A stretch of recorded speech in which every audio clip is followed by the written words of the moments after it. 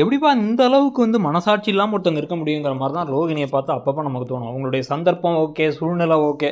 ஆனால் ஒரு கட்டத்துக்கு மேலே வந்து பார்த்திங்கன்னா வந்து மற்றவங்களுடைய வருத்தத்தை பார்த்து சந்தோஷப்படுறதும், தன்னுடைய சொந்த புள்ள மேலே கூட வந்து அக்கறை இருக்கிற விஷயத்தில் வந்து உடனடியாக பதறி போய் செய்ய வேண்டியது இல்லாமல் சுற்றி எப்படி மாட்டிக்காமல் இருக்கிறதுங்க தான் முதல்ல அவங்களுக்கு வந்து தோணுது. எமோஷனலாக இருக்கிறத விட மூளை வச்சு மட்டும் தான் அவங்க அதிகமாக திங்க் பண்ணுறதே நமக்கு வந்து நிறைய பேருக்கு அது ஒத்து வராத ஒரு விஷயமா இருக்க போகுது.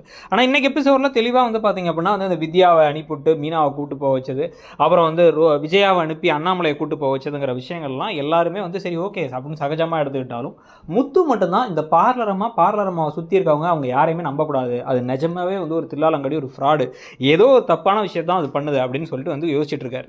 இப்போ மட்டும் இந்த கதையில் இவன் வந்து நான் தான் அம்மா அப்படின்னு வந்து கிறிஷ் கிட்ட சொல்லும் பொழுது அதை வந்து மீனாவோ முத்துவோ கேட்ட மாதிரி இருந்தாங்க அப்படி இருந்துச்சு அப்படின்னா கதை சூப்பராக போகும்னு தோணுது. உங்களுக்கு என்ன தோணுது? ரோகிணி மாட்டுவாங்களா? என்ன நினைக்கிறீங்கிறத சொல்லுங்கள்.